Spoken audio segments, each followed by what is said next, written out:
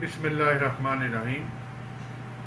As usual आज का जो सेशन है हमारा जी 3 हिस्सों पे होगा। पहला हिस्सा होगा जो टैक्सेस के अपडेट्स हैं 5, वो मैं शेयर करूँगा। उसके बाद जो एक्सपेंडिचर इनकम टैक्स लॉ में जिन पे लिमिटेशन है कि वो आप क्लेम नहीं कर सकते, उस पर बात करेंगे। और फिर तीसरा हिस्सा होगा जो हम 1 ईयर का कोर्स कर रहे हैं टैक्स मैनेजर का, उसके बारे में, उसके बेनिफिट्स के बारे में चीज़ें कुछ शेयर करेंगे। तो पहले हम शुरू करते हैं जी आज का जो पहला सेशन है जो 5 टैक्सेस के अपडेट्स हैं उसके बारे में। पहले मैं पेस्ट कर देता हूँ जी, फिर इस पर बात लेते हैं।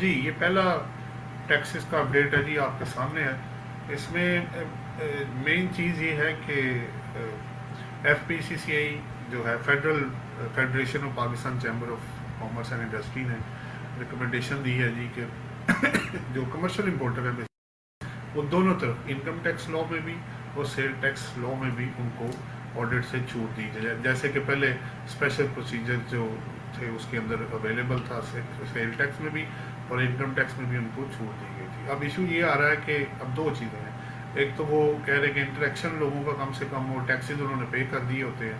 अब ये पिछले सालों के लिए तो काफ़ी हद तक बात समझ आती है, लेकिन ऑनवर्ड चूँकि कमर्शियल इंपोर्टर आपको पता है वो चले गए हैं नॉर्मल मिनिमम टैक्स रजीम में।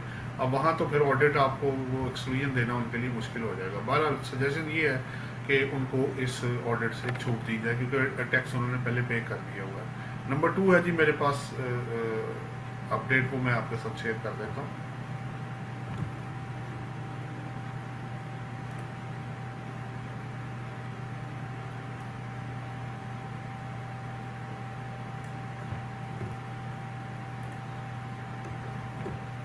ये बेसिकली रिलेट करता है जी जो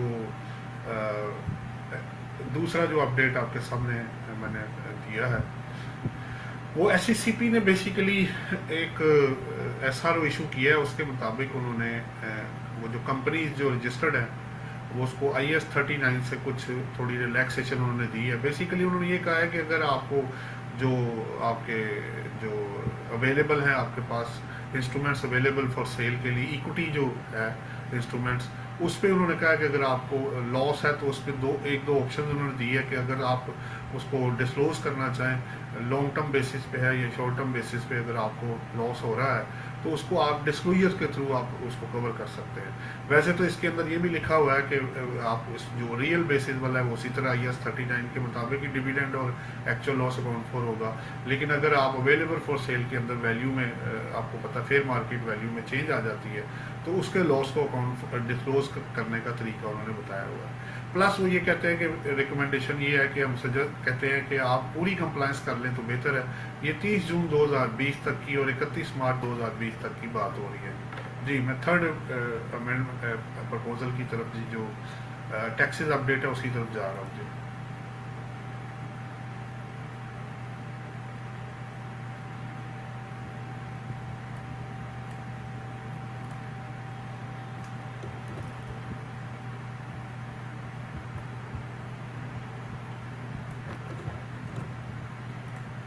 जी ये कुछ हिस्सा इसका बाकी था जी, वो मैं पेस्ट कर दूं।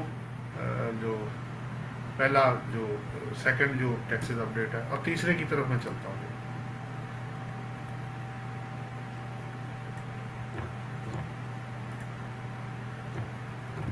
जी। ये तीसरा टैक्सेस का अपडेट है जी।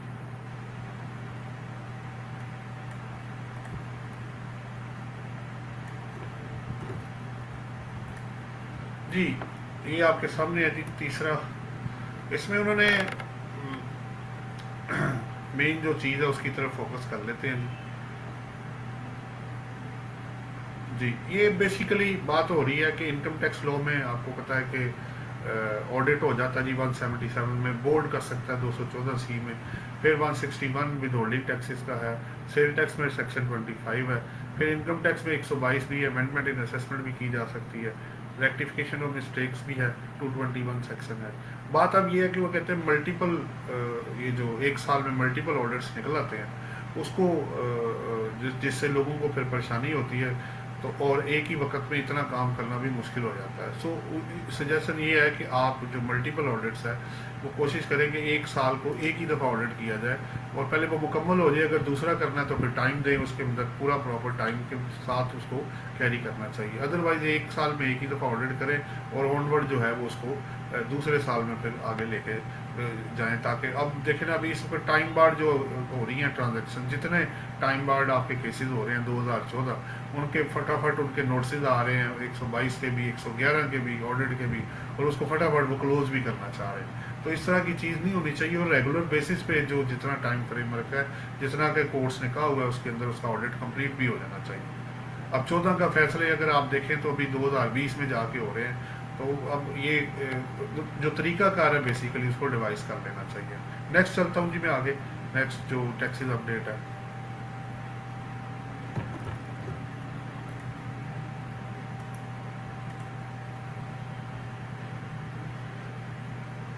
जी, ये नेक्स्ट है जी। एफबीआर को प्रपोज किया उन्होंने कि इम्पोर्ट ड्यूटी ऑन स्मार्टफोन्स ना आप रैशनलाइज कर दें, उसके बारे में मैं अभी बात करता हूँ। मैं पहले मटीरियल पूरा इसमें एंटर कर लूँ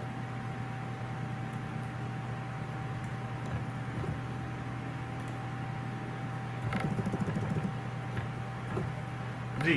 ये आपके सामने असल में at the end of the day बात ये हो रही है कि स्मार्टफोन पे जो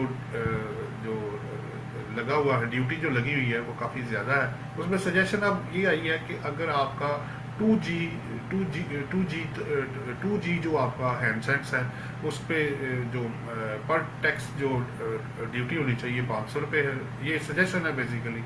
और अगर आप 3G और 4G की बात कर रहे हैं जो इसके अंदर है और 10,000 रुपये से ज़्यादा प्राइस नहीं है उस सेट की, उस पर 1,000 हो जाना चाहिए। और जो स्मार्टफोन जिनकी प्राइस ओबियसली उससे ज़्यादा है, 10,000 से ऊपर है, तो वो उसकी वो प्राइस जो है वो 5,000 जो उस पर जो टैक्स है जो ड्यूटी है बेसिकली वो लगनी चाहिए। तो 3 स्लैब बेसिकली इसके अंदर सजेस्ट हुए हैं। अब किस सेक्शन तक ये एक्सेप्ट होता है ये बात की बात है। आज का लास्ट टैक्सेस का अपडेट मैं शेयर कर दूँ जी आपसे।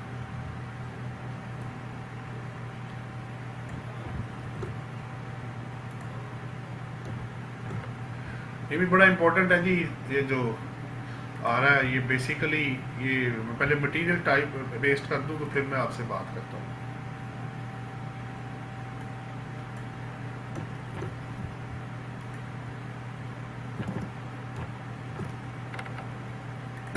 ये जी आपके सामने है।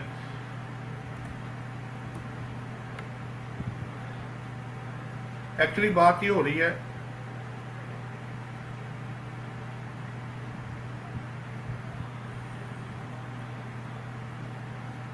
टेलीकॉम जो सर्विसेज है जी, उस पर सजेशन ये है कि उस पर जो विद होल्डिंग टैक्स है उसको जो है वो रैशनलाइज किया जाए। बात ये हो रही है कि 12.5% है जो इस पर इनकम टैक्स है, जो तमाम अक्रॉस द बोर्ड जो लोग सब, चाहे वो अमीर है, गरीब है या मतवस्त तबके से है, वो पे कर रहा है। प्लस इसमें दूसरी इशू ये आ रहा है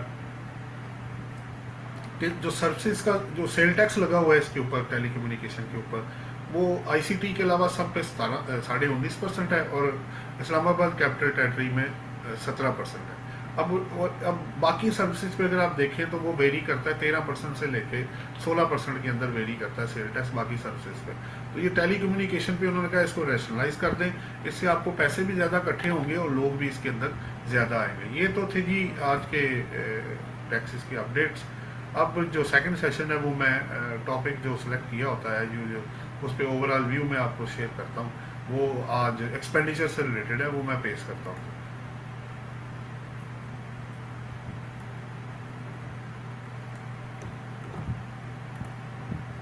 ये कुछ मटेरियल जी उसका बाकी था वो मैं पेश कर दूँ, जिसमें वो सजेशन आई थी कि जी आप 17% सेल टैक्स कर दें, ज़्यादा पैसे इकट्ठे होंगे और रेवेन्यू भी ज़्यादा आएगा और लोग भी ज़्यादा इसके अंदर एंटर होंगे। अच्छा जी, आज का जो अब ये है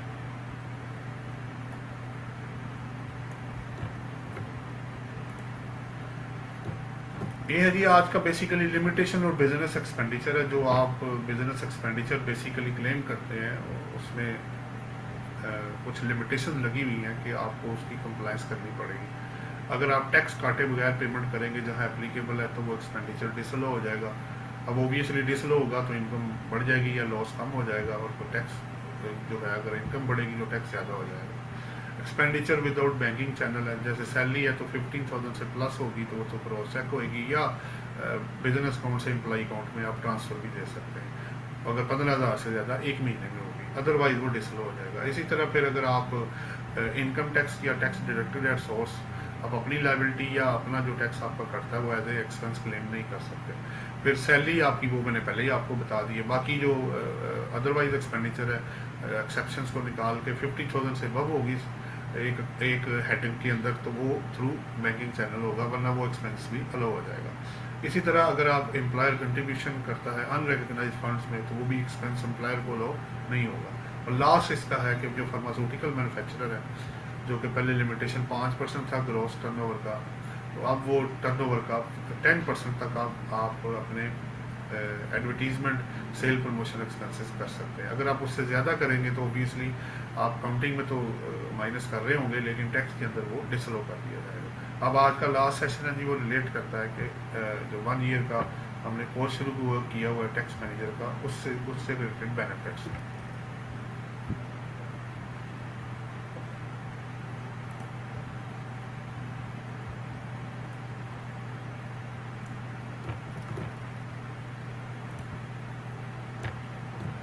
जी ये आपके सामने लास्ट जो मैंने आपसे शेयर करना था इशू ये आ रहा है जी। देखिए बेनिफिट्स क्या है, अब क्यों शुरू किया, कैसे, बड़ी इन कट शॉर्ट कर देता हूँ कि इसका किसी एग्ज़ाम के साथ ताल्लुक़ नहीं है। बेसिकली ये प्रैक्टिकल कोर्स है 1 ईयर का। उसमें ओबियसली हम इनकम टैक्स और सेल टैक्स करवाते हैं लोगों को मुकम्मल। उसमें क्वेश्चन आंसर सेशन है, मटेरियल हम अपना देते हैं। इसमें एडमिशन भी फ्री है, और इसके अंदर जो फर्दर बेनिफिट ये है कि हम स्लाइड्स भी देते हैं, क्वेश्चन आंसर सेशन है, इसमें एग्जांपल दी हुई है, प्रैक्टिकल क्वेश्चन हैं, पास पेपर हैं सीए और आईसीएमए के 15 साल के, वो सॉल्व किए गए हैं लेटेस्ट लॉ के मुताबिक। 10th एडिशन है हमारा, ड्यूली रिकमेंडेड बुक है हमारी। इसमें आप ऑनलाइन भी क्लासेस दे रहे हैं और फिजिकल क्लासेस इंशाल्लाह ताला ये जब क्लोज होता है कोरोना इशू तो ईद के बाद वो भी विद सर्टन एसओपीज के साथ शुरू करेंगे। फिर इसमें कंप्लीशन के बाद अगर आप सक्सेसफुल कंप्लीशन करते हैं तो आपको सर्टिफिकेट दिया जाएगा। डिजर्विंग स्टूडेंट्स को हम डिस्काउंट भी देते हैं जी। तो कोशिश यही है कि लोगों तक मैक्सिमम जो इंफॉर्मेशन है टैक्सेस की उसकी नो हो बढ़े, ताकि उनको कभी भी कोई प्रॉब्लम हो तो उसको हैंडल करने में या समझने में उनको आसानी हो। आज के लिए बस इतना ही जी, यहाँ अब मुझे इजाज़त दें। Thank you very much. अल्लाह हाफिज़।